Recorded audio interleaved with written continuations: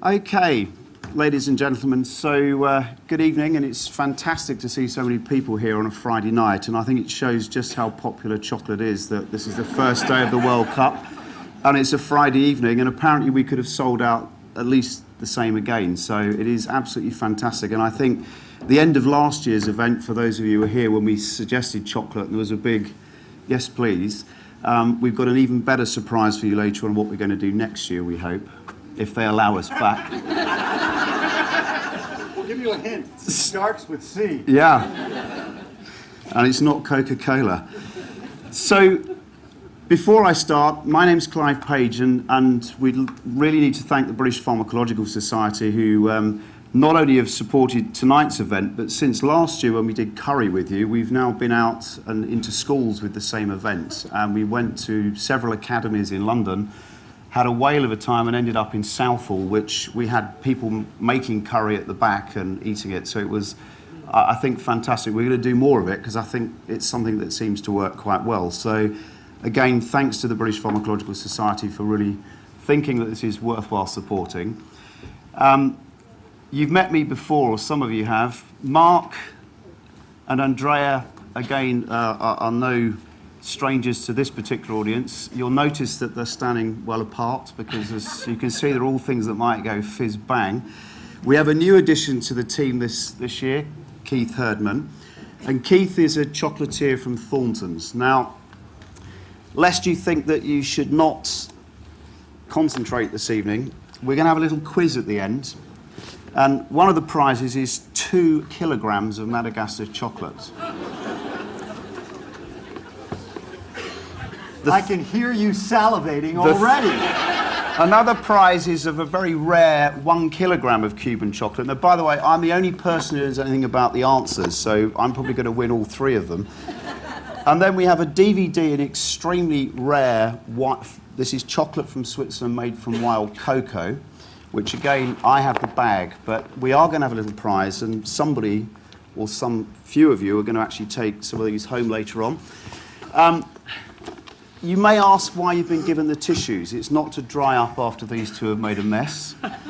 It is actually in order to hold samples of chocolate, because we have 6 very different chocolates that you're going to get to taste this evening. But there is one rule. When the chocolate comes in, you're to put it on the tissue. You're not allowed to touch it, put it in your mouth until they say so. And when you do put it in your mouth, the whole part of the experiment is it has to melt.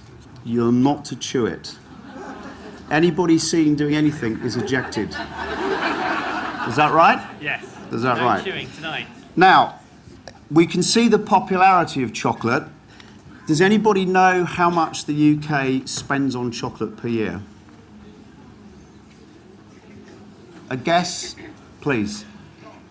Lots. She gets first prize, I hope, for sure. Well, I actually picked this up the other day. It's 3.5 billion pounds. That's a lot of chocolate.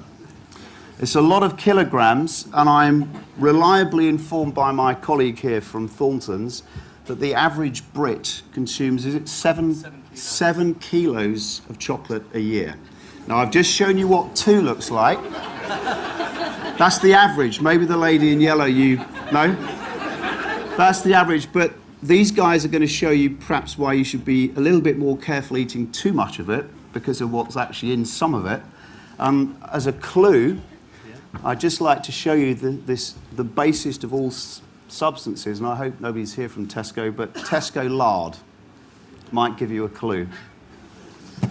Anyway, so without further ado, I'm going to hand over to Keith. Don't eat it. Who is going to start off by really giving a very brief overview of going from a chocolate bean to a chocolate bar.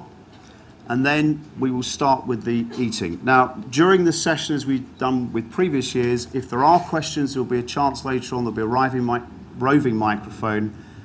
We will give you a chance to ask questions. So, Keith, over to you. Now, this is the man with the best job in the world, I think. Please. Thank you. Thank you very much, Clive. Good evening, everybody. So, the chocolate path.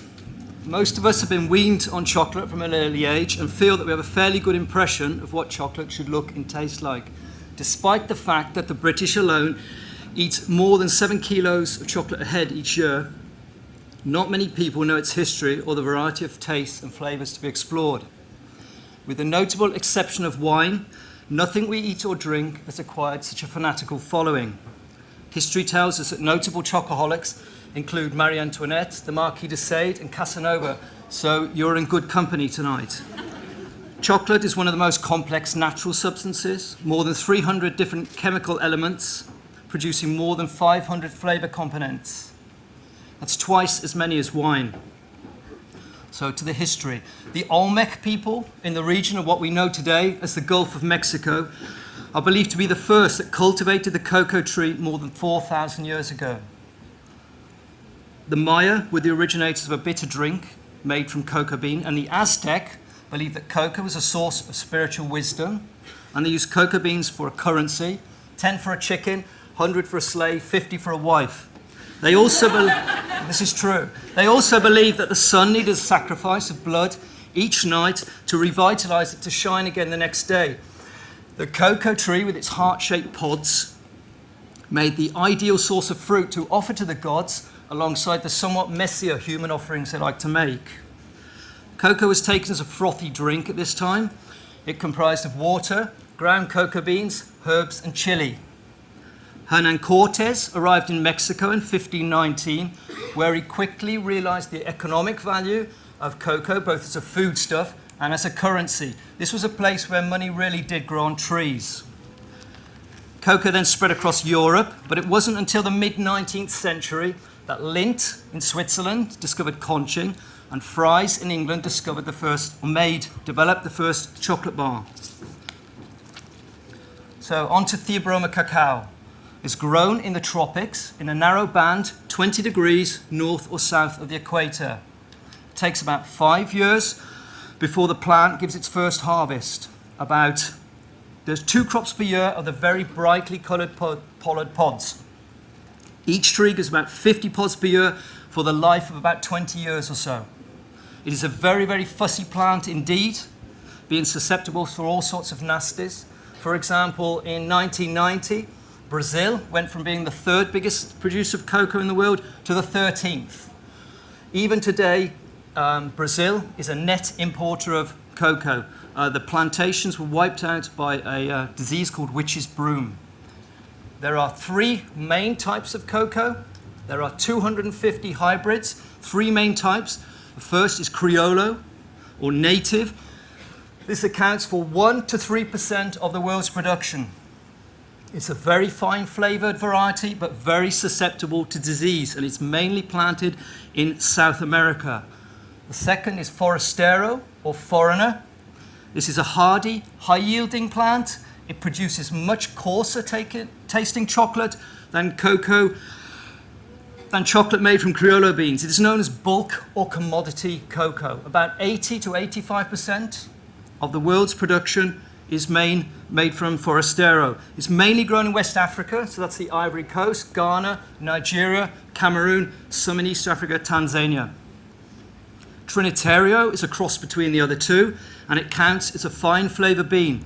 It combines the taste of the Criollo and the hardiness of the Forastero. It's mainly grown in Indonesia, the Caribbean, and Madagascar. This accounts for approximately 15% of the world's production.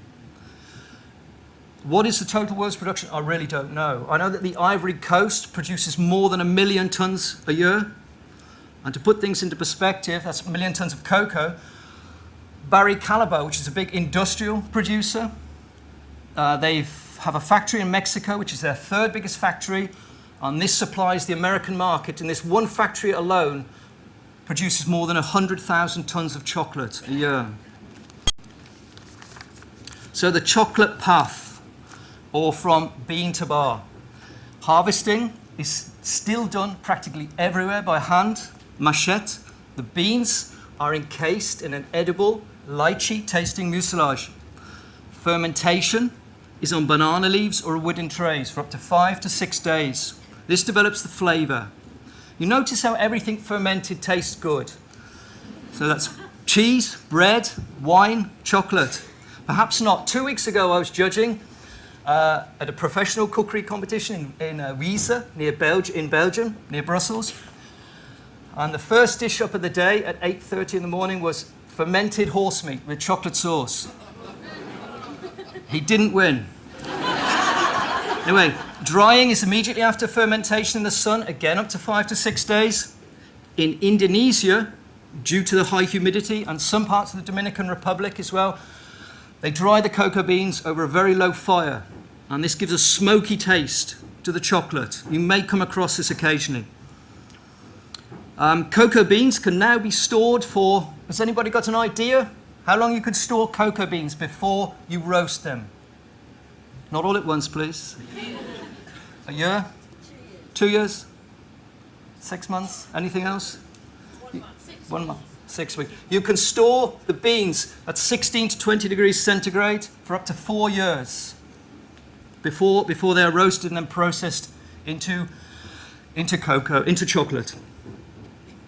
Okay, the beans then after this time, or any time up to 4 years, are roasted at between 130 and 160 degrees centigrade.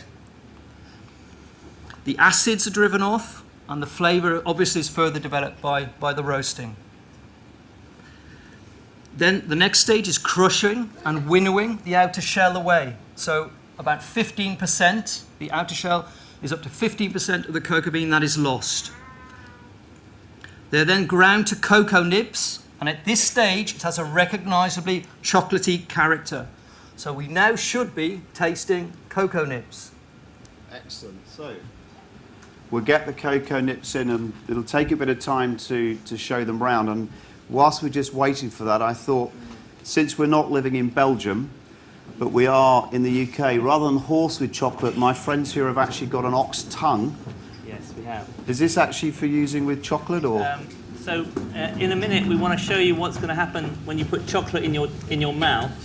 And when I was sort of practicing this earlier, I was putting the camera in my mouth so you could see what was going on, and it wasn't the pretty side. How is that? So this is a better side, isn't it? So we're going to try to. You can't really see. Is that in focus? Oh, you can. Not. Yeah. That's good. Oh, look how many. It's really amazing. This is a cow's tongue. Look how bristly it is. So I'm probably not. But this is more like our tongue on here, down here. Yeah. That's more like our tongue.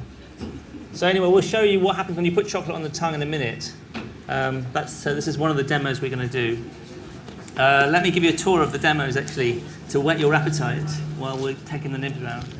So over here, I'm melting some chocolate and some pure cocoa fat, cocoa butter. Can you see that?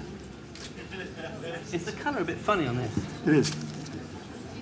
You're a So big how fan. many of you, please, this chocolate you're getting, don't put it in your mouth. However tempted you might be, you're very well behaved. And the idea of the napkin, by the way, is it's okay for the nibs. It doesn't make much difference because the nib isn't going to change its properties if you handle it. It's quite resistant to heat. But all the other chocolates are going to come round. It's important you put it on the napkin because otherwise it will melt in your hand and it completely changes the effect that you're trying to taste. So that's the idea. Who's not got any chocolate at the moment? So most of you have now got chocolate. Okay, so are they allowed to put it in their mouth yet? Yeah. Take it away, Keith. Okay, so this is the roasted cocoa beans. These are then ground down to nibs, which you have now. I have cheated a little bit here because I'm developing for my revered employer a chocolate bar with these nibs inside, but these are very lightly caramelized.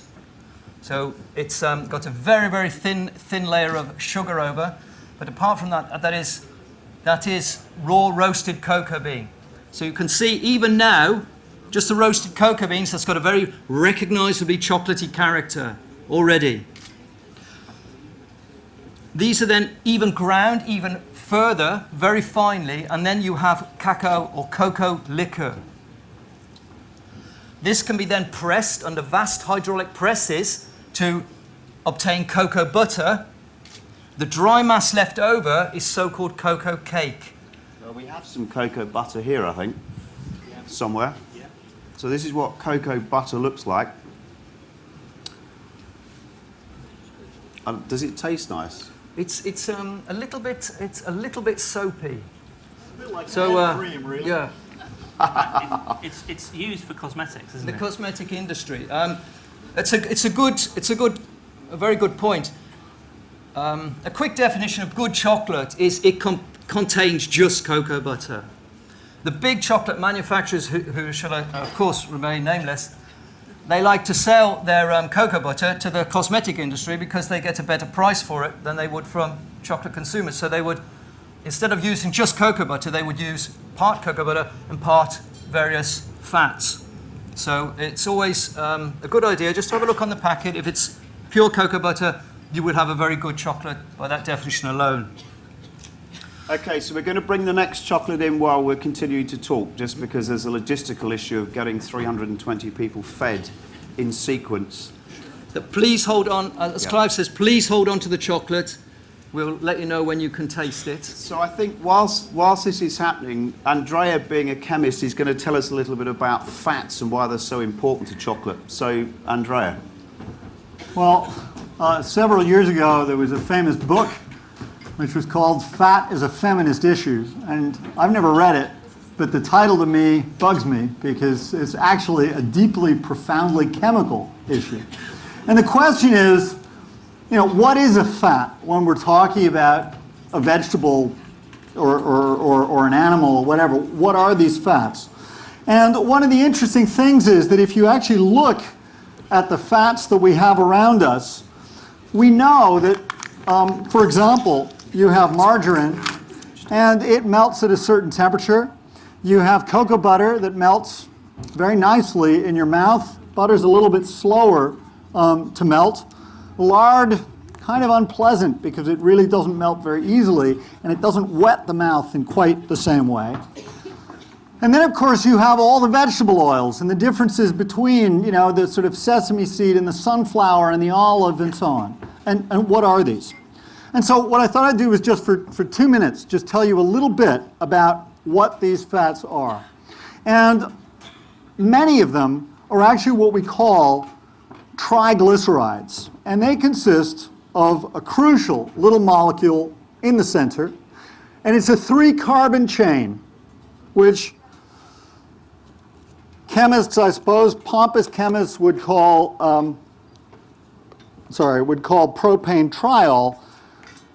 You can see that it consists of 3 carbons here, and then there are little red balls sticking off. That isn't actually working, I don't think. Anyway, maybe you can see it. 3 balls with 3 hydroxyl groups, 3 OHs on each one. And what OH means in a biological system in many ways is a vulnerability. It's something that you can play with. It's something that you can attach things to. And attached to it is then a long, oily, petrol-like chain.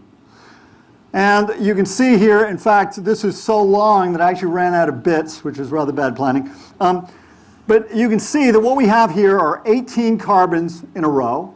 And in general, what you find is that these sort of higher melting fats tend to be 16 or 18. And cocoa butter consists primarily of 16 and 18 carbon chains.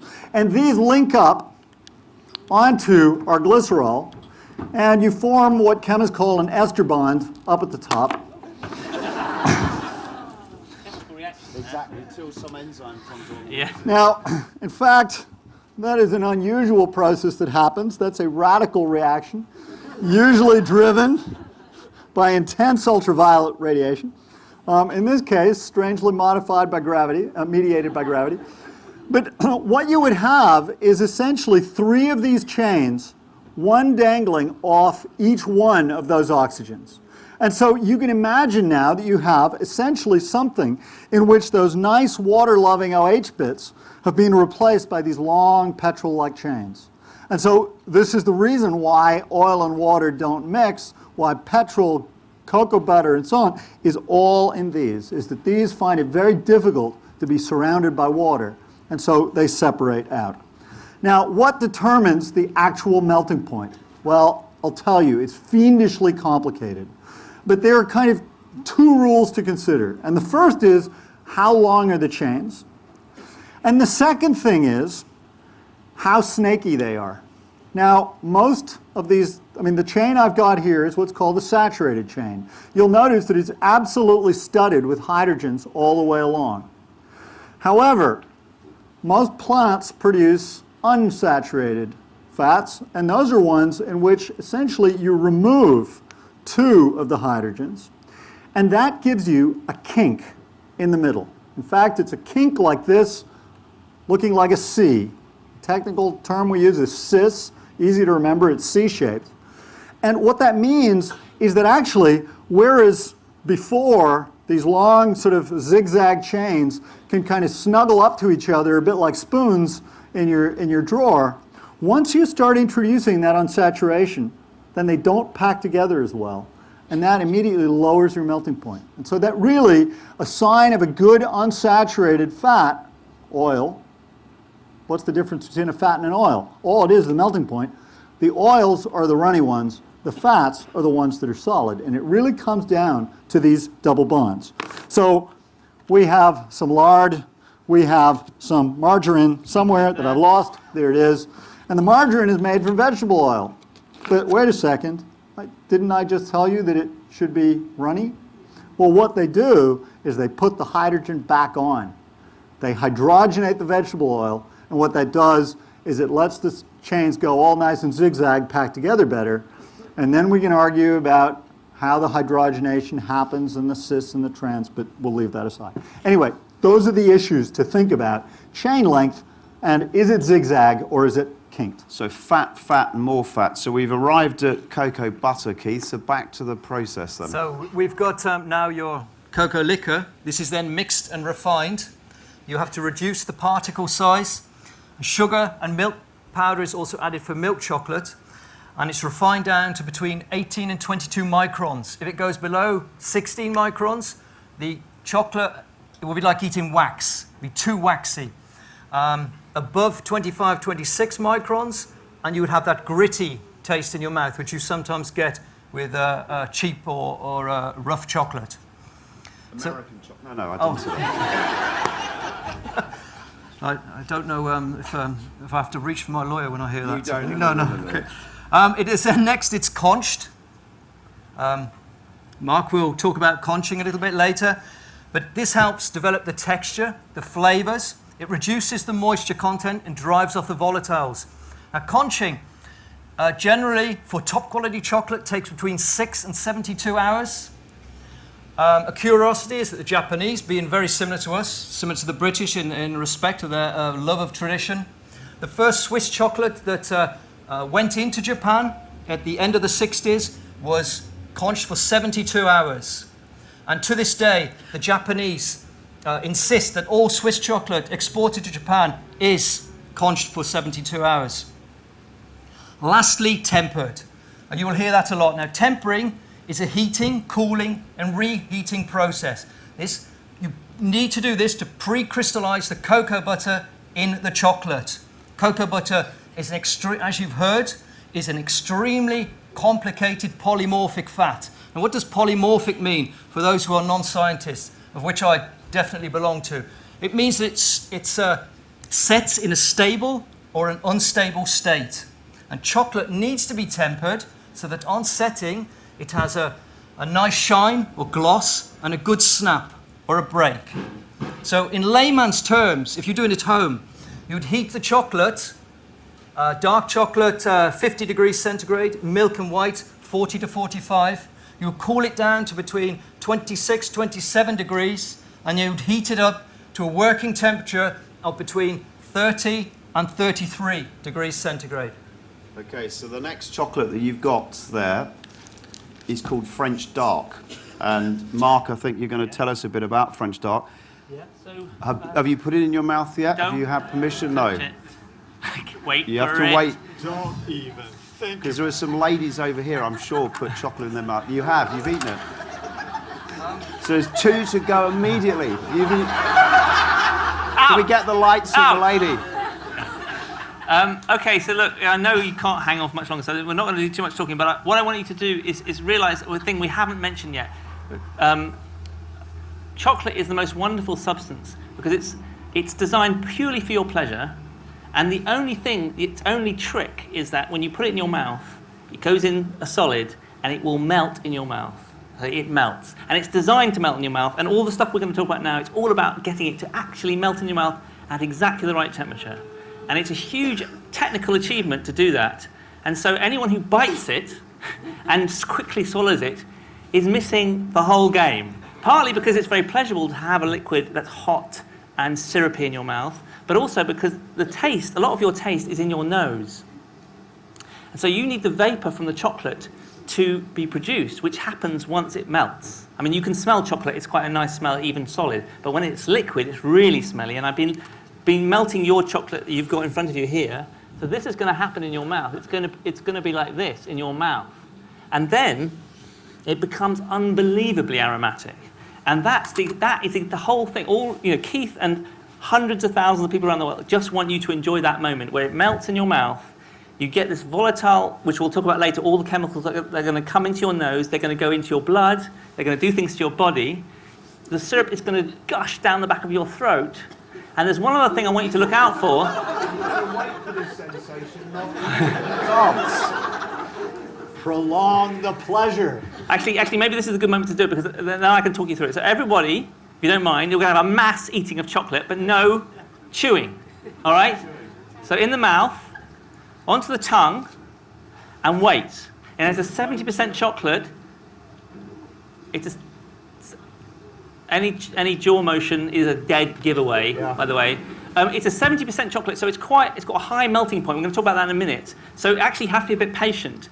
And in a way, this is going to be this is the art of chocolate. It's how you get something that's a high melting point, but not too high, because all the very flavoursome things can happen at a high melting point.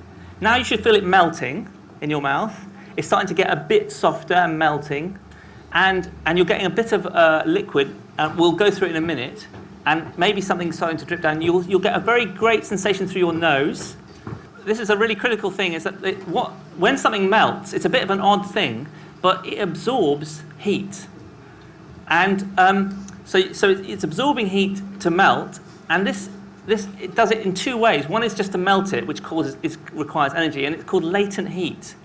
And that latent heat is the same effect as when you put water into one of those coolers for wine, you know.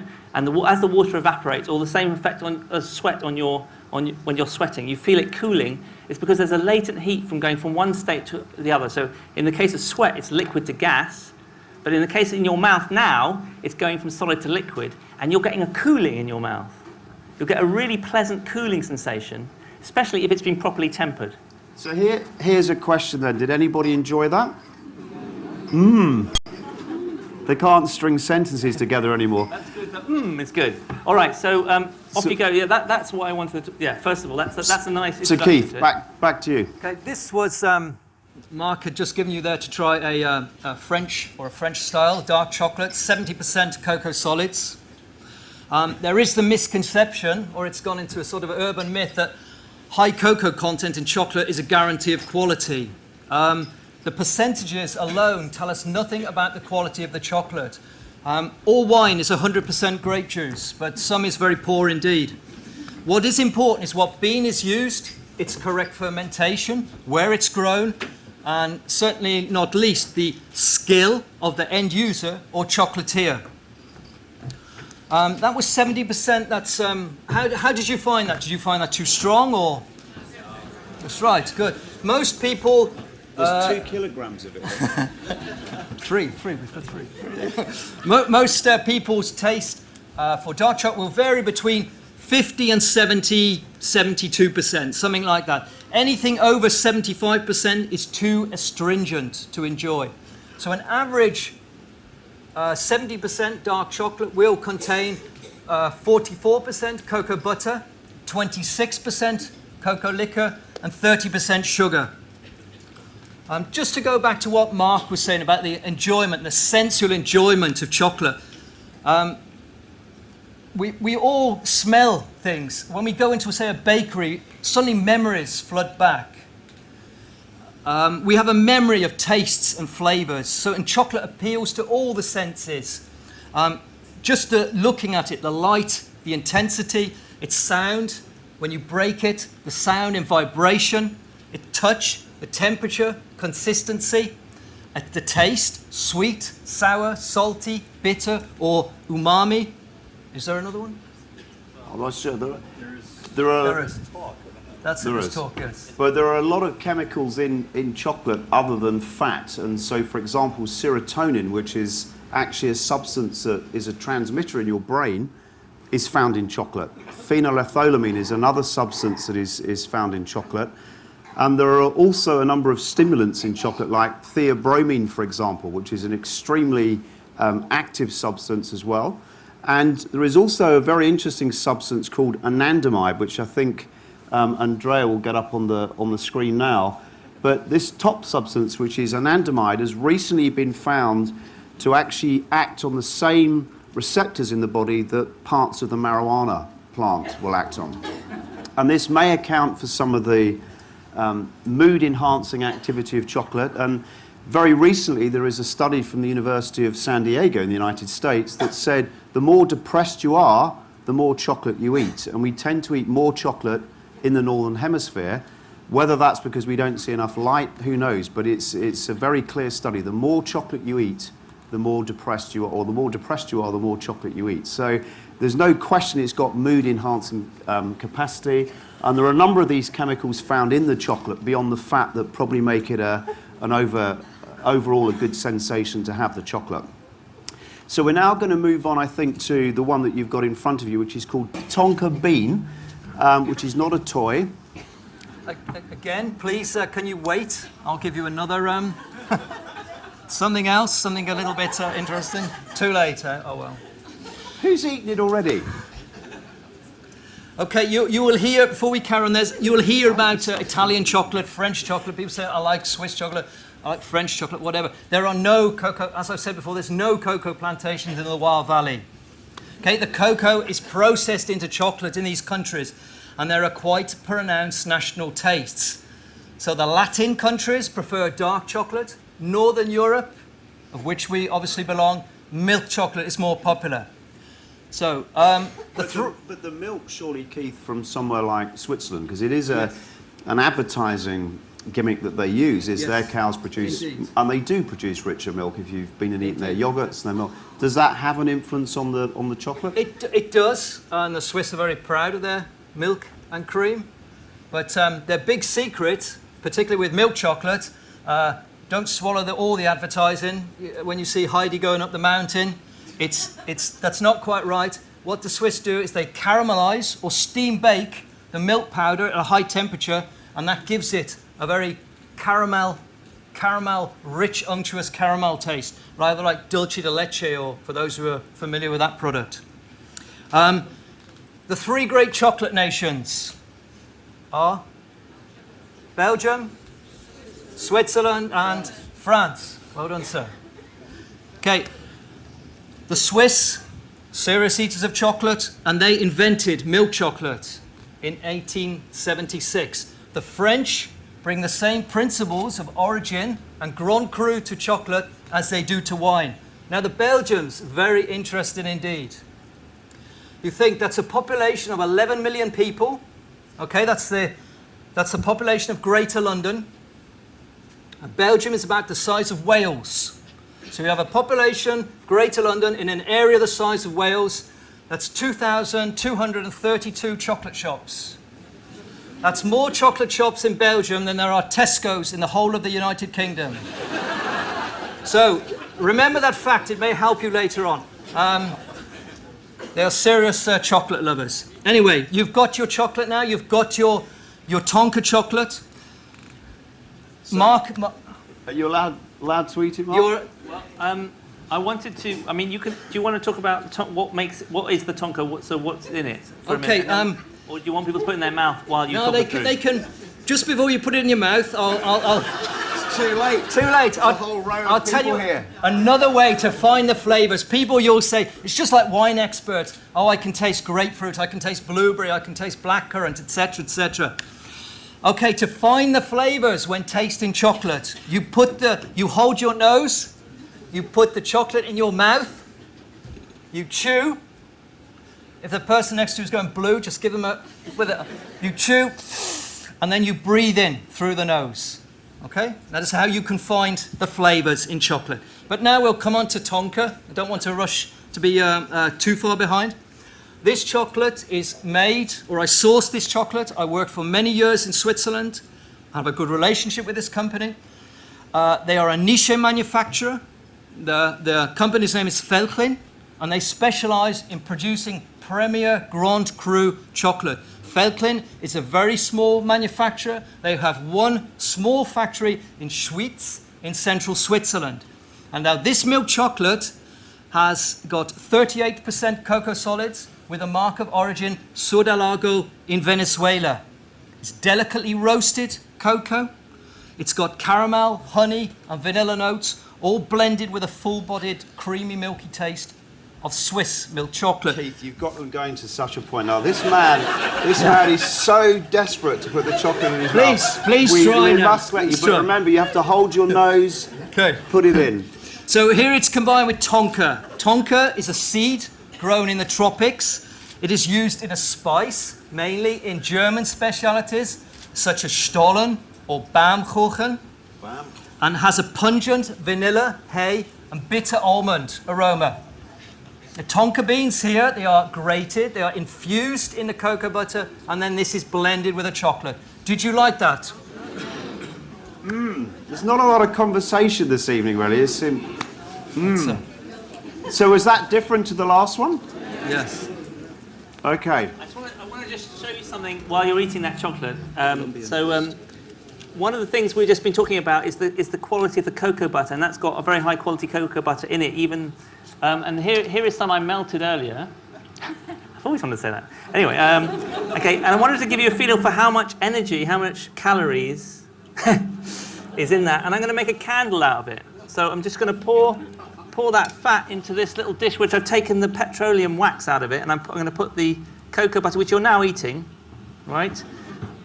So you're eating fat almost exactly the same as this. I mean, exactly the same as this. And there it is.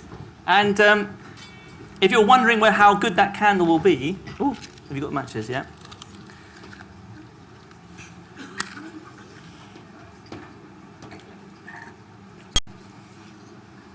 There you are. There you go. A perfectly nice candle. Now, this is a very useful thing to know if you're ever in a blackout. Because people always say, for emergencies, stock chocolate.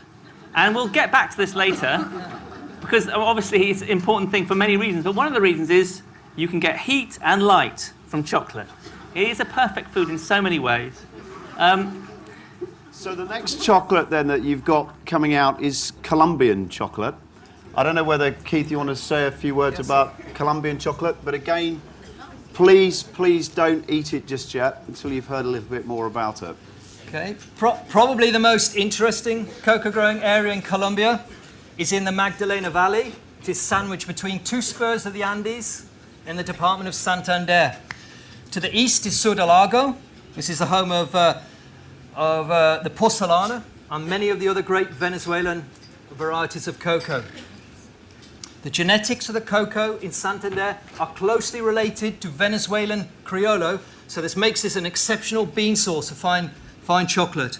Santander's manufacturing plant is in Rio Negro, and they have a development farm in Tamesis. This is one of the highest farms of its type in the world. Here you can see baby coconut, mango, passion fruit, lime, carambola, star fruit growing among the cocoa. I like the English analogy, what grows together goes together. I find that these fruits, they work so much better with chocolate than the pickled onion, the fish and the garlic. I leave that to the great masters. Okay, so what else is Colombia famous for? Sensible answers, please. Of course, it's coffee. A curiosity is that in certain parts of Colombia, both coffee and cocoa grow together. Now, this is somewhat unusual, with cocoa needing constant warmth, rainfall, and shade, and coffee, cooler temperatures and a low rainfall. If you taste this chocolate, which is grown among the coffee plants, I'm sure that you'll be able to notice the coffee notes immediately in the chocolate. And this is a 70%, again, a 70% cocoa solids. Okay, so you've now got permission. You can eat this one. We'll have a... Tell us what you think of this. While you're eating it, yeah. You've heard a lot from my friends here about the fats that may not necessarily do you any good. But here's a very interesting piece of paper I found recently. People who eat chocolate appear to live almost a year longer on average than those who don't. So that would suggest to me it's worth actually continuing to eat them, if nothing else, isn't it? So over to you, Mark. What have you got to tell us? I wanted to show you something about this one you're eating now. It looks a bit like this. When it's in your mouth, it's going to have a viscosity that looks like this. And it's a very pure, wonderful liquor, which has a very high viscosity, so it will really wash around your mouth. That's a very different effect from that milk chocolate you tried, the Tonka, which looks like this. It's actually very hard to get a milk chocolate to melt in the same way because it's got a high sugar content and a high milk content. And actually, if you just continue heating this, it's quite hard to get it to melt at all. It sort of just, it becomes soft like this and gooey, but it doesn't have a kind of feeling of kind of this washing around your mouth, becoming a kind of liquor. And that's a very interesting difference between the milk chocolates and the dark chocolates. So let's have a straw poll then of the 4 that you've had so far, including the nibs. No, you had the nibs. I know you ate yours ahead of time, but... So we've had 4, including the nibs. So who liked the nibs the best? French dark? The Tonka Bean? Ah, it's good. The Colombian? It's not bad. It's not bad. So per kilogram, which is the most expensive? Probably the Tonka Bean, because it's made with Venezuelan Criollo. The Colombian Chocolate, they've just discovered the UK as a market, so it's a very, very good quality chocolate. But just looking at the people that preferred the milk chocolate, that's still, dark chocolate is becoming more and more popular in the UK, but there is still a lot of lovers of milk chocolate. And that's not bad either. I love milk chocolate. Mark? Yeah, well, one of the things you'll notice too is the fineness of the quality of the powder that remains. And that's to do with this grinding up. There's a grinding up stage from the nibs. And basically what they do is this. They just kind of, you've had the nibs, and what they're doing is they're grinding it up like this. And Keith mentioned these micron sizes of powder and how you had to... Now, one thing you've got to remember is that it's actually become very difficult to do this. I mean, it used to be very difficult to do this. And if you look at old pictures of chocolate manufacturers, they have these enormous stones and these big stone wheels which they run across, and what they're doing is breaking it down into powder. I'm going to show you under the microscope what it looks like, because that affects the flavour and the texture in the mouth quite a lot. And when I say flavour, I mean texture affects flavour, it's because it's well known that there is a kind of cross-modal experience of taste, and so gritty things actually taste different than smooth things. Now, hold on a minute. Where's the other bit of the microscope? Oh, there it is. Okay, got it. So here we go. So now we're just putting a microscope on, and you'll see what I've done by grinding it up. This is what chocolate is. It's ground up powders of the cocoa nibs. Now, what they've done is they've taken out the fat we just talked about, and they add it back later. And the idea is to get this solid, which you just put in your mouth, to be these tiny particles to be coated all the way around with a little bit of sugar and fat, so that it's like a matrix of fat with these little particles in it. And if these particles are too big, you'll notice a very gritty taste in your mouth. And if they're too small, it becomes slightly waxy, because essentially it feels like you're eating a fat, like a pure fat, like a candle. That's the link. Anyway. So can one of the 3 of you then answer a simple question? What about white chocolate? How do we get white chocolate? We can answer that question. There's Well, no, you we come would. on. That's why we've got you All right. on. Oh, yeah, yeah. All right, so white chocolate is essentially the cocoa butter has been taken out of this process, pressed out of the process, because a lot of the early drinks, which is how chocolate started, were unpleasant for two reasons. One, they were very bitter. Well, I mean, depends on your taste, but they were said to be unpleasant for two reasons. One is they were bitter, and the other is they were very fatty. So it's like drinking a fatty soup. And so if you take this cocoa butter out, which is this stuff here, and then you add it just a little bit back, you get these various grades of chocolate which we're eating now. But what if you take this fat alone and make that into some confectionery, add sugar to it, add milk to this? What do you get? Well, you get white chocolate. The Milky Bar Kid. The Milky Bar Kid. And actually, Keith was telling me before that I didn't realize this, that when you do this in a real process, it still smells of chocolate. So you have a fat which you could use as a sun cream or any other makeup, which would smell of chocolate. But apparently this is not popular. So they spend a lot of time getting those molecules out, so it doesn't taste. So your makeup doesn't taste of cocoa chocolate. And so, but now maybe so white chocolate doesn't taste of chocolate, as it were. But Keith was telling me about a chocolate that he's been making. Yes, there's no advertising, but just as Mark says, there's it's called deodorization. So the flavor deodorization is a chemical process which strips out the smell. It also strips out some of the flavor. So you will be able to buy a white chocolate which actually tastes. You can taste the cocoa in a white chocolate, which is somewhat unusual. The other thing I want to say about chocolate at this point is that it's extremely dry. You sort of think of it as kind of, I don't know, implicitly as something that's wet because it melts, but it's very, very dry. And conching has a process of getting these grounds and chocolate and rolling it for 72 hours gets rid of a lot of moisture, and that's part of the reason for doing it. And I want to show you that because I want to sort of prove it to you. So here is some molten chocolate. Can you hold that, actually, Andrea? Sorry about that. Here's some molten chocolate, right? And it's got a very nice viscosity to it. So I'll just stir it round. You can see that's quite a nice. It's not a very good camera, but you can get the hang of that. Now, if I add a tiny amount of water, so this is very dry. It's very, very dry. Now, if I add a tiny amount of water, a weird thing's going to happen. It's not going to get more runny, as you might expect somehow. All the water is going to stick to the sugar, and it's going to gum the whole thing up. So a little bit of water goes in, and instead of it becoming runnier, it's going to gum up. Although that didn't seem to work. Oh, there it goes. It's gumming. God, I was a bit worried then. Anyway, yeah, it's worked. Of course it's worked. Science, isn't it? That's what we're doing. No, don't do that. Then gumming. I'm gumming.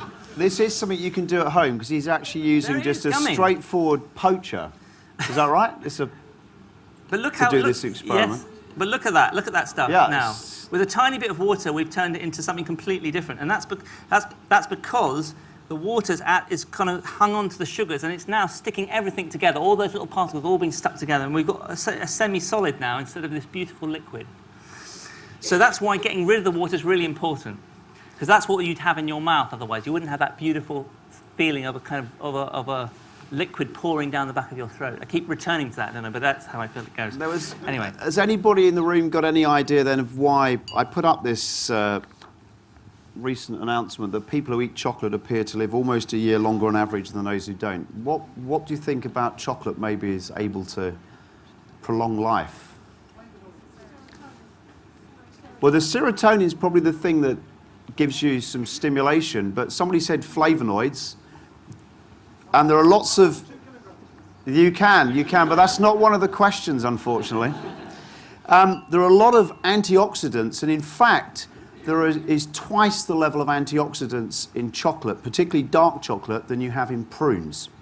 So although you're encouraged to eat lots of fruit, dark chocolate has more antioxidants, and antioxidants increasingly are being thought to be useful in preventing against cancer, against cardiovascular damage. So there are all sorts of interesting things in this chocolate beyond the facts that these two have been encouraging you to understand. And I have no idea now what Andrea's going to do. Okay, we've got this demo, which is a bit gratuitous, but anyway, it's worth seeing. And if you know anything... where we need to stand well a clear? little bit back, yeah. Yeah.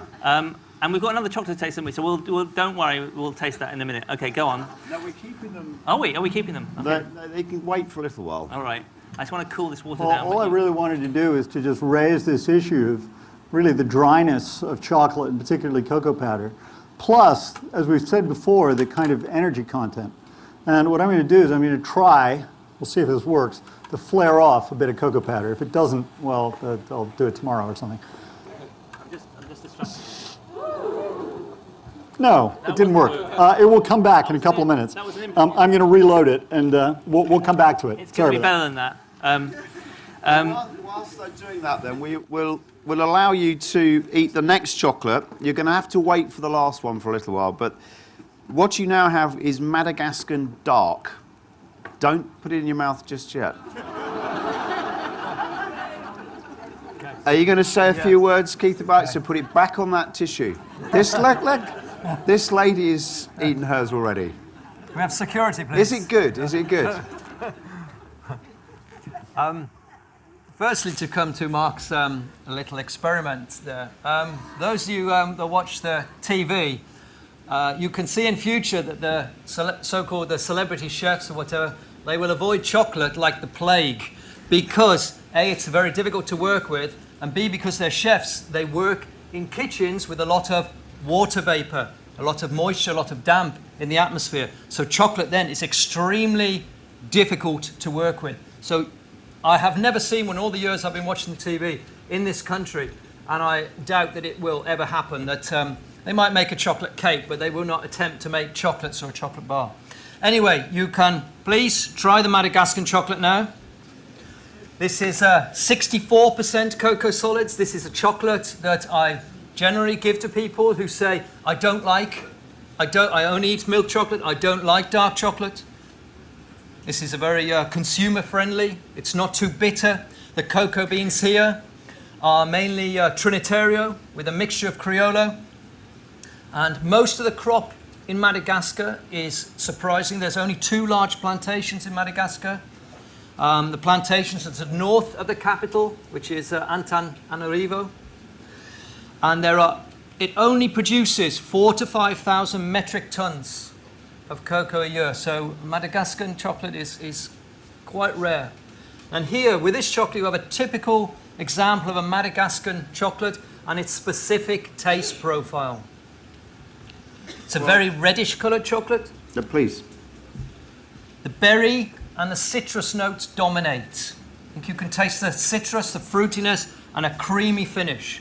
So that is really for people that say, I don't like dark chocolate. That's an ideal chocolate to try for people who only like milk chocolate and want to try something different. How much is that a kilo? So did you enjoy that? How much is that a kilo? It all depends how much you're buying.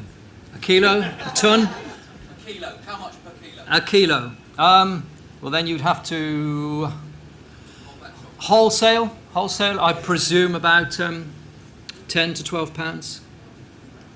Now, have we got people in the room with the microphones? Because I think whilst Einstein and his friend here are getting ready, are there any questions beyond the price of chocolate? Please, can you just wait for the microphone, please, and we'll take a few questions. Which one? Thank you.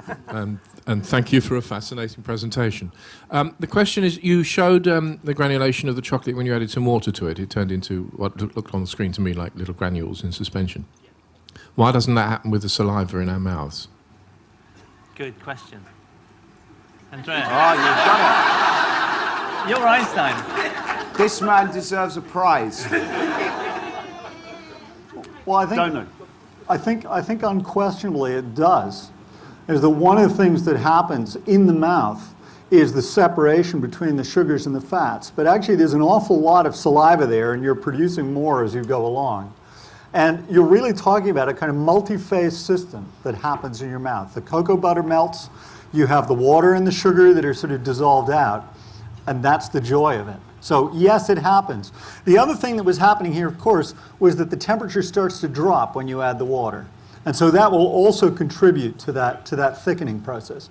But there, of course, you've got really kind of a lot of stuff, and you're watching what happens. It won't last that long in your mouth because most of us, frankly, it goes. Any other questions? Please, there's a lady over here. You said that more aromas are released when the chocolate's melted. Why is that? So you're putting the chocolate in your mouth when it'll be room temperature, so it'll be about 20 degrees or so. Your mouth, inside your mouth, is 37 degrees usually. Hold on a minute, let me just see what my mouth is. I don't want to see the inside of your mouth. No, that's just a thermometer. We're going to use a thermometer. So that's room temperature, 21 degrees at the moment up here.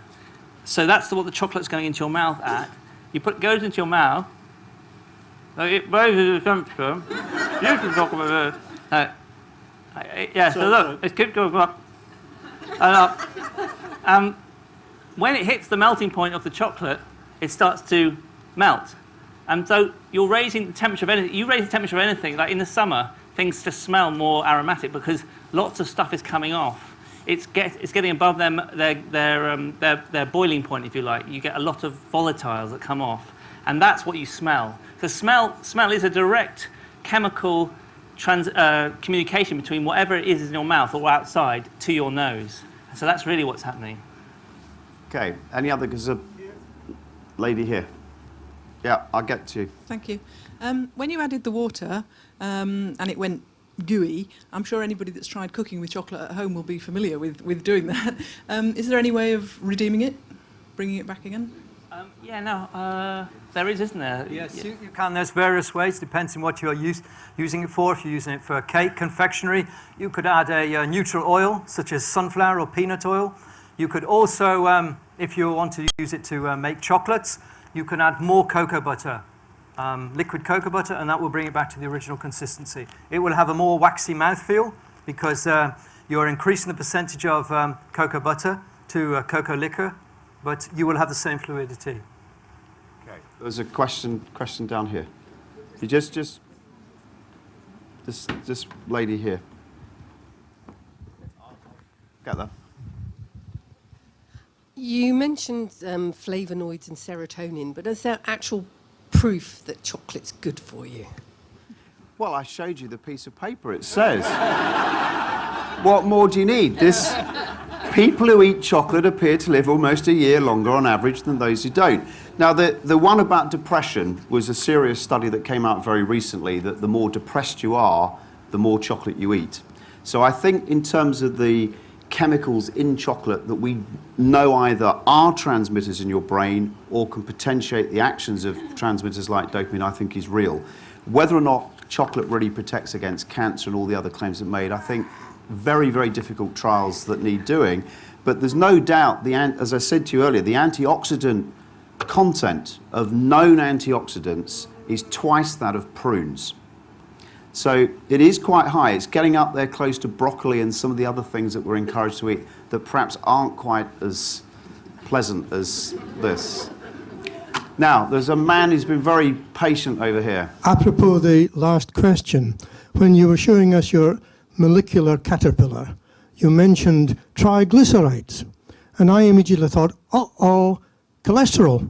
And then you made it worse by saying fat and carry on and on. And I thought to myself, here am I eating pure cholesterol. That's why I showed you the lard. So, would you like to comment on that? Yes, I mean, cholesterol is something which is often associated with triglycerides, with these. I mean, I've only got a monoglyceride here, but there should be two more. But cholesterol is actually a completely different family of compounds. It's actually a series of 4 rings kind of linked together within sort of studded with little dangly bits. And it turns out that cholesterol is able to dissolve in these types of molecules. These types of molecules are very similar to the ones that form membranes in cells. In those cases, there are 2 dangly arms and then a phosphate group on the top. The cholesterol dissolves in there, and what it does is it serves to change the viscosity and the mobility of the membrane itself. Now, when it comes to cocoa, there's no cholesterol there. It's just when you've got cocoa butter, all you have is the fat. And the cholesterol is quite a separate issue. Now, if you decide that you're going to have a bacon butty every morning, then you will get all kinds of glycerides and loads of cholesterol But perhaps I should just say something. The lights are so bright here, it's terrifying. I should just say one thing. I'm always worried. I always get nervous when we start saying, well, you know, we should start eating more chocolate or more chili or more broccoli because somehow they contain some mysterious omega something entity. I mean, look at this stuff on the front. Who here can tell me what omega-3 or omega-6 actually means? Is there anybody here? Is there a chemist? No, nobody knows. I mean, there's the odd chemist who knows. I looked it up the other day because I thought maybe someone would ask. But what we're talking about here is a marketing gag. Is that we're talking about a kind of pseudo-pharmaceuticalization to try and get us to eat even more of this stuff for some stupid reason. The reason I'm going to eat Madagascan? Does it taste good? Well, I also, Andrea, have to tell you that the man that asked the question is obviously not that concerned about it because he's just very rapidly taken the last chocolate. And I assume, sir, you're going to eat it. Now, this very last chocolate... I want to show them just one thing about one of the amazing things about fats. The other thing that we haven't really mentioned yet, well, Keith did mention about tempering, which is that you sort of assume that fats are these wiggly molecules, and they're kind of doing all this stuff, and it kind of sort of soft stuff. But the fats you're eating are crystals. They're crystals of fat, and they're very, very particular crystals of fat. And that's weird to think that chocolate is a crystal, isn't it? Well, it's a crystalline material. It's a weird, odd feeling. And that's why the melting point in your mouth is very distinct. As you know, sort of crystals melt at a melting point, and they really just go. And so that's the art of the chocolatier, is to make that happen. And I want to just reinforce that by what do crystals look like when they're solidifying. And I've got some sodium acetate here, which you will know if you're a keen walker but suffer from having a bit cold hands. What? Red noses? What? So anyway, so this has got a high latent heat, and so it's in hand warmers.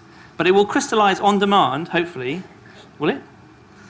Anyway, this did work in the lab the other day, and we're really going to hope so. If I put a crystal in, which is what tempering is about to do, then I can hopefully. Oh, do you see that? Watch. Go. So you can get it to crystallize immediately, and that's what tempering is doing, right? You've got to get it to a point where it's doing that inside the chocolate. And that's a really, really skillful thing to be able to do. What, Andrea, what? See, I told you he was Einstein, didn't I? If I can just add to this, the reason why I think most chemists are absolutely terrified of molecules like this is because something like sodium acetate, you've just seen, you can seed it, and off it goes. It starts to crystallize, and the crystals grow. The problem with these triglycerides is very interesting. First of all, you'll notice that sodium acetate sat there quite happily for about 10 minutes, and it was only when Mark gave it a little assistance, in other words, a crystal of sodium acetate. That crystal of sodium acetate, what it did was it taught the other molecules how to crystallize, so they didn't know how to do it. He provided a seed, a starting point for the crystal growth. Now, when it comes to triglycerides, and to cocoa in particular, one of the problems is that these snaky chains, if you think about it, look at this thing can wiggle all over the place. How are you going to crystallize them? Are you going to crystallize them with all three chains hanging down next to each other?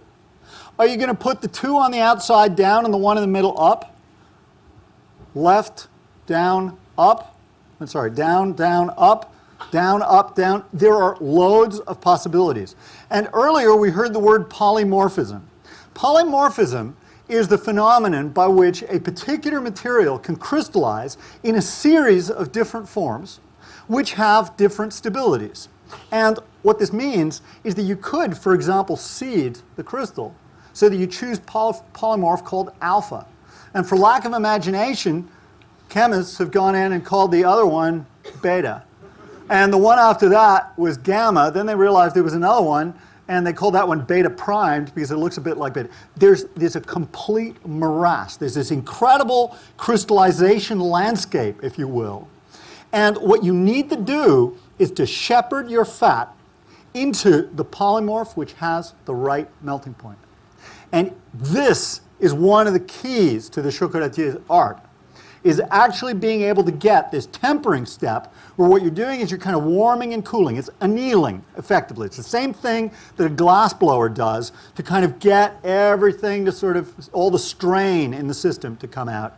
You warm it, you cool it, you warm it, you cool it, and what you're doing is you're working towards a particular polymorph, which is the one that you want. So Andrea, this is what happens if it goes wrong. So this is the kind of chocolates that people would have ate at the turn of the century, of the last century, because there's no doubt about it that they didn't understand what was going on, and that's what happens if you just let chocolate cool uncontrollably.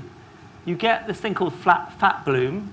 You can see that there's a few crystals that have got this nice black gloss, which is the crystal state 5, which is what Keith wants to get and does achieve in all the ones you've had so far. And if you're not, and if you see fat plume often in shops where it's been a hot day a few days before, and what's happened is, the chocolatiers have managed to get the right crystal state, but then the shop hasn't kept the temperature right. It's gone up, it's changed the crystal state, the fat's come out and has recrystallized in a different way, and you get this thing called fat bloom, which isn't dangerous to eat, and it doesn't taste that bad, but it's very unsightly, and it changes the mechanics and the sight of it. Now, before you shepherd the next bit of fat, which is a very nice term, I have to say, into your mouth, this last one is, you'll hear in a minute, is one of the best you're going to have, we think. I'm going to allow a few more questions as well if the man with the microphone is around. So I know there was a question here in the front. Please. No, this chap here. Yeah. Thanks. I wanted to make a comment actually on the question about saliva, which I think is very interesting. What we saw on the stage was the addition of pure water to the molten chocolate, but saliva is not pure water.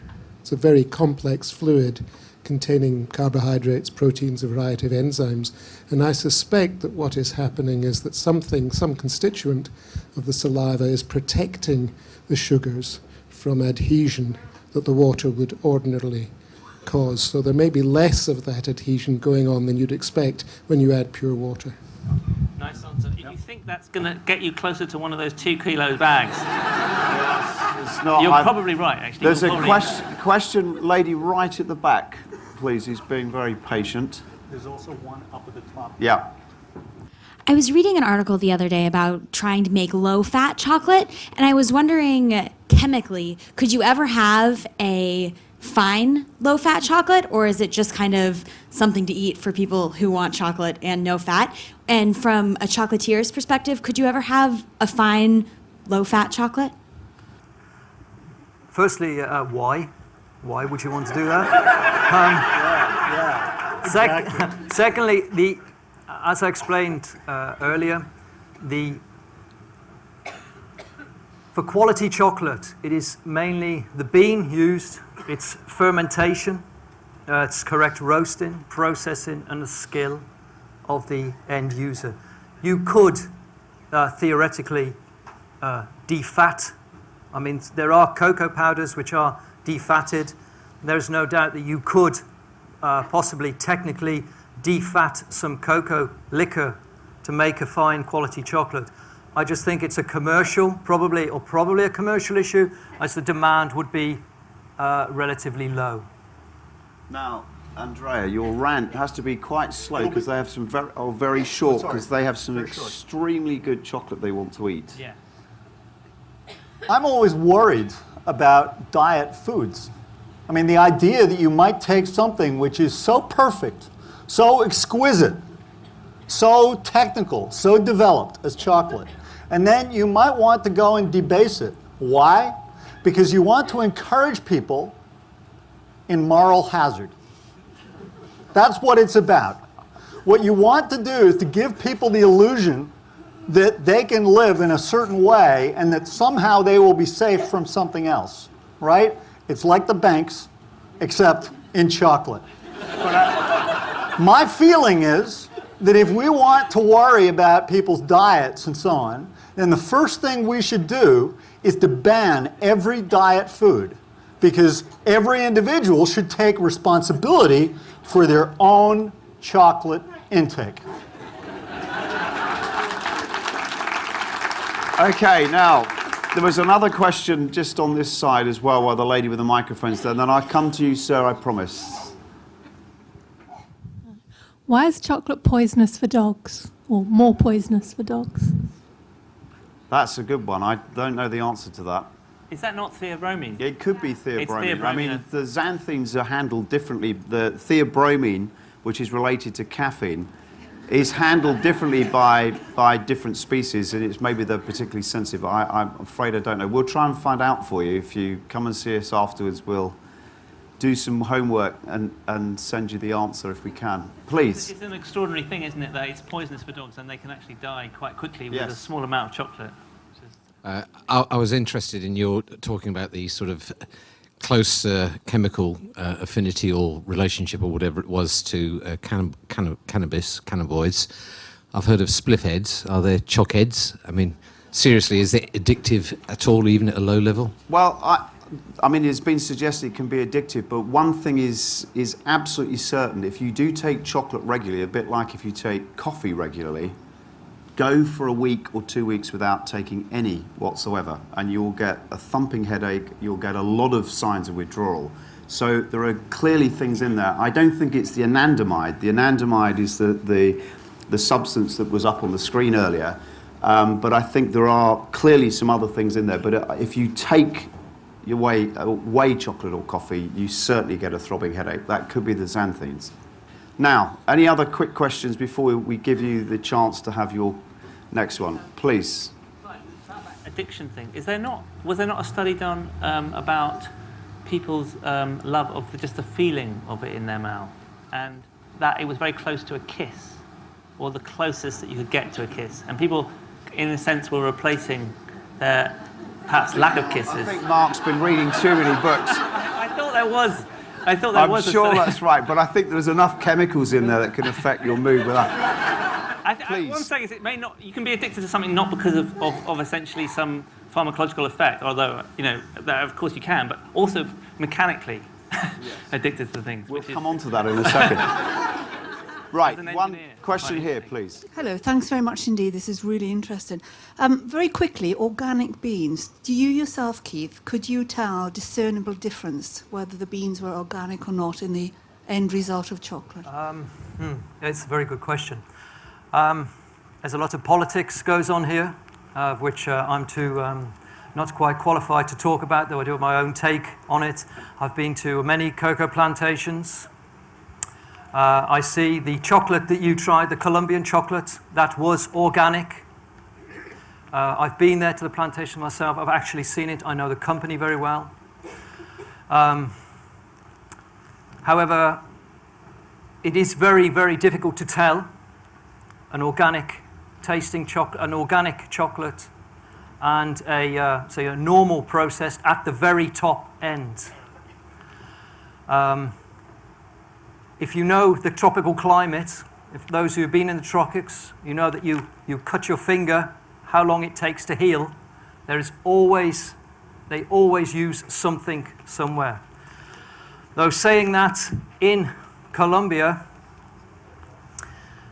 the soil was not fertilized as such, but they couldn't make any particular claims for this, because if they did, they would have to pay a certifying company, because their company they have such a high turnover, they would have to pay in the region of about £1 million a year. And they would rather use that in their production, and also to look after their workers, enable them to build schools, etc., education facilities for the workers' children. We are dealing with the third world after all. So the last chocolate you have here, which we're going to eat now before we go into the very, very last bit of this evening, which is the quiz, is called Crudo. So Keith, can you tell us a little bit about this particular chocolate? This chocolate, Centenario Crudo, is produced by Felklin for their 100-year jubileum or centenary. about 5 or 6 years ago. It is, you may try it, please, while I'm talking. It is what your grandparents, sorry for the older ones, the younger ones, the great or the great-great-grandparents, it is what they would have recognized as chocolate over 100 years ago. This is made from a mixture of wild cocoa beans from Bolivia and a mixture of criollos from the Maracaibo region and Venezuela and the Esmeraldas region in Ecuador. It's one of the earliest versions of chocolate, was made in a primitive form, was made in South America. The fire-roasted beans were ground on a grindstone, or what's called a metate, and processed in a very simple manner indeed.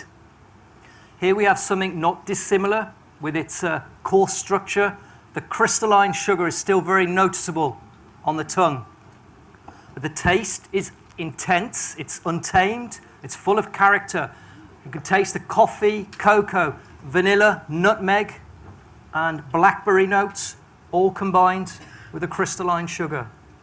And this is a chocolate, or this is near to a dark chocolate, what your great-great-grandparents would have recognized. Did you enjoy that one? I think this one's quite expensive, presumably, because it's difficult to get. Yes. So you're very lucky to have some. Now, there is a bit more in the bag that... I have a comparison of this. Okay. Sorry, we've got the microscope looking down the edge of what you're just tasting. And you can see that very, very coarse grain structure, right, which has crystalline chunks which look caramelly to me. I'm not sure. That brownish color, of course, which is always what happens when you start warming sugar up. Let's just have a look at, Keith, help. Which one is this? That's the Madagascar, I think. Is that Madagascar? That's Madagascar. Okay, that's Madagascar.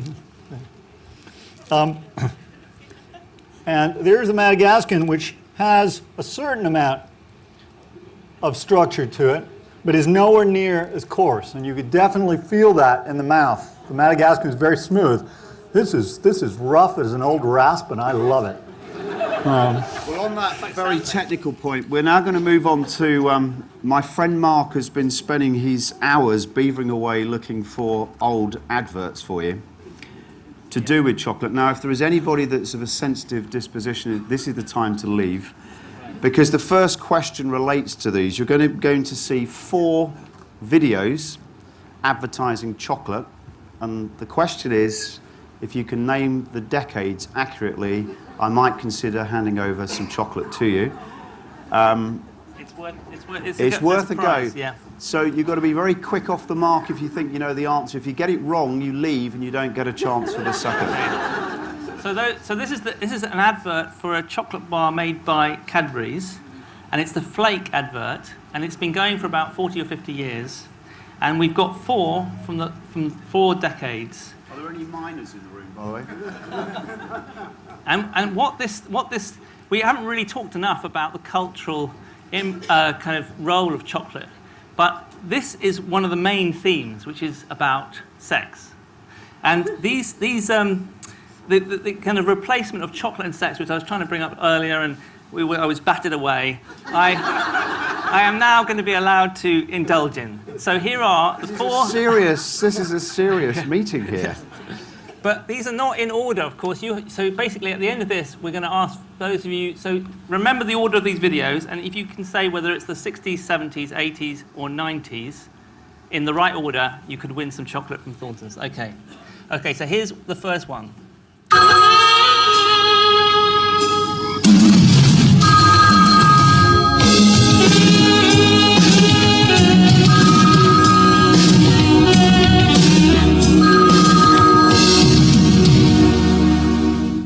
Okay, that's one. Now, who knows what the gecko means? I've looked up about that and couldn't make any head or tail about it. This is 2.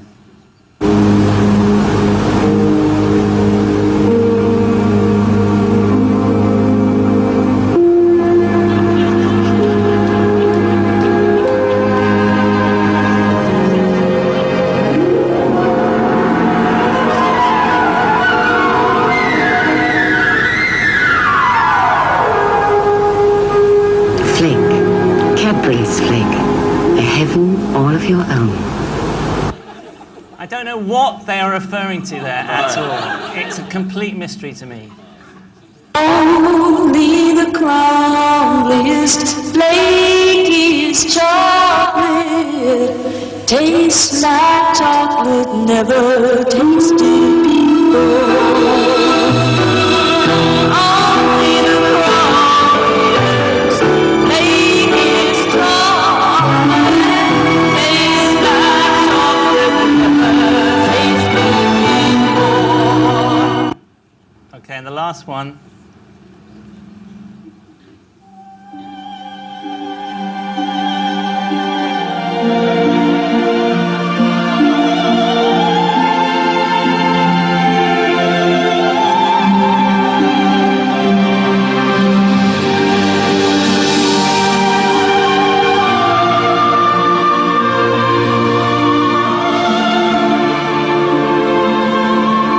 Cadbury's Flake, the crumbliest, flakiest milk chocolate in the world.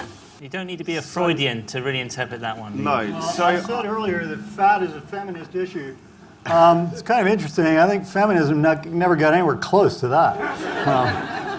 Okay, so anyone confident? Oh! Oh, there's standing up going on, there's waving going on. This, just to remind you, this is the one that if you get it right, you get the 2 kilos. The 1 kilo of Cuban, but it's still pretty good. It's still pretty good. Sorry? Now listen, just when you thought that Mark was actually a serious scientist, this is what he does at his home a weekend, is collect erotic adverts. Right. Now, I have to say, so let's have some answers. We'll go for this man here with the striped shirt. 80s, 60s, 70s, 90s. 80s, 60s? 70s, 90s. Correct answer. You can, we'll ask someone to, says 1 kilogram of Cuban chocolate. Run. Right, now the second question. Yes, you might get mugged going home. By this lady over here, probably. So the second question is, who can name 3 Quaker families associated with chocolate manufacture in the UK? That lady was up first. Roundtrees, Terrys and Fries. Do we accept that answer? I don't know about Terrys. No. Sorry. Yes? Roundtrees, Cadbury's and Fries, I think, is the answer that we That's had. the answer we were looking for. I'm not sure about Terry's. We might have to split the prize. Terry's was owned by Roundtrees, was it? No, I think so. Were they original? Were they Quakers? Were they Quakers? You look like to me you've been ever so nice. I could be really, really horrible now and say the man over there who asked the question that no one could answer really deserves this prize. Or the person who answered it. What do you think?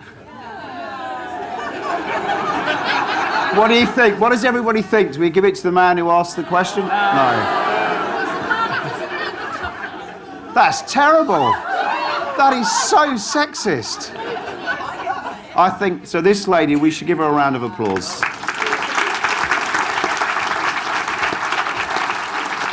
That's the DVD, huh? Wild cocoa.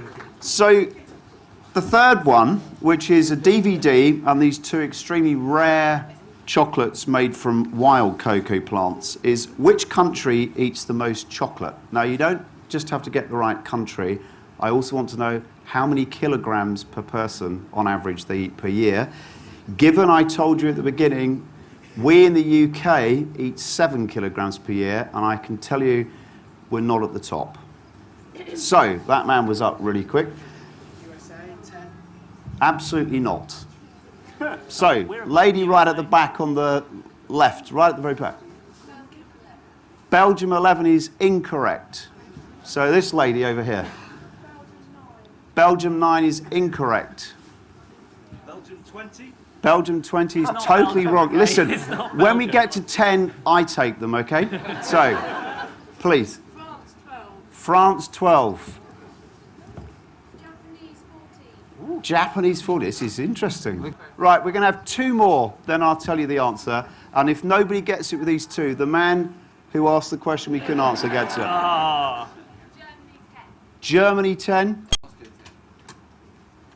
They are big, those two, yeah, but they're not. That's it. I want this gentleman to come up the front and collect his prize. He deserved it.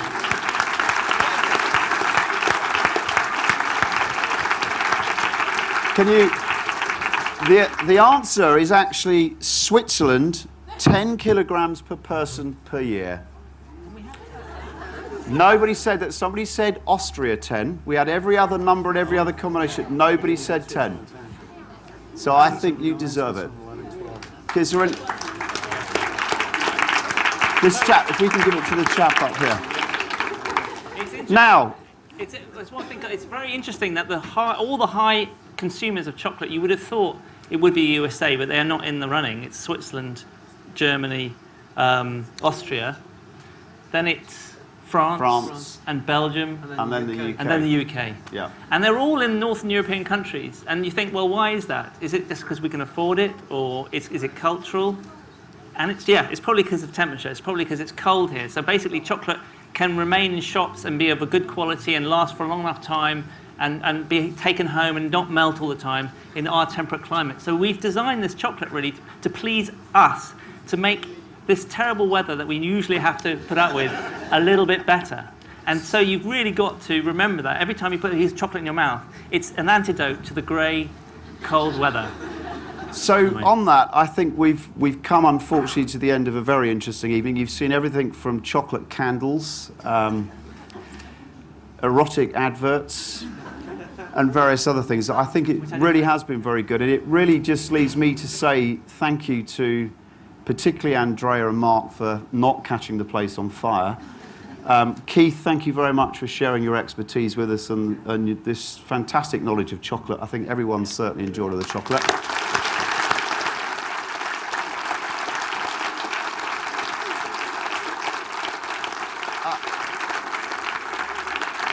I'd also, once again, like to thank the Pharmacological Society really for supporting this and making it happen. And we will, as I said, do this again in a different form somewhere else very shortly. My advice to all of you with the looming budget is what you've heard at the beginning. 3.5 billion is spent on chocolate. Go out and spend a bit more, then there won't be quite such a deficit. Might be good advice.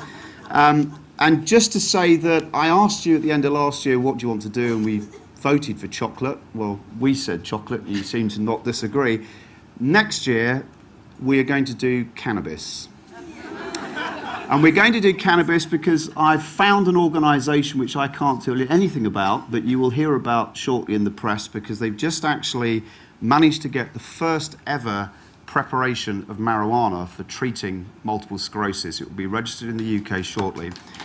And I've managed to get the man who actually grows all the cannabis plants to come and talk to us, and that my friends over here will tell you things about what's inside cannabis. And I think, unless you disagree, we've got some other ideas for the future, but so we're asking Cheltenham, please, because I suspect there'll be a lot of interest, maybe you could get somewhere even bigger, because I can tell you the plants themselves are quite big, and we will be bringing a few along.